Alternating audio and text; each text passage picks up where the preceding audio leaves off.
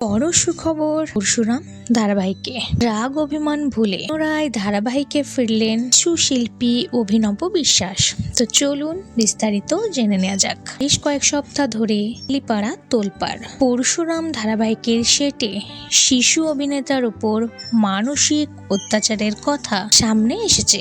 দীর্ঘদিন মানসিক অত্যাচার সহ্য করতে না পেরে ধারাবাহিক ছেড়ে দিয়েছিল লাড্ডু অর্থাৎ অভিনব বিশ্বাস।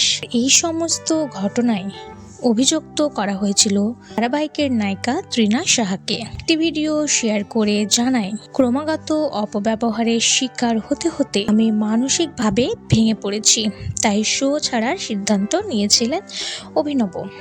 এমনকি ধারাবাহিক ছাড়বার পরও ফেসবুকে একটি পোস্ট করে অভিনব জানিয়েছে কেউ তাকে বুঝবে না, সবাই তাকে খারাপ বলবে এবং ধারাবাহিক ছেড়ে ভালো আছে এমনটাই ইঙ্গিত করেছিল অভিনব।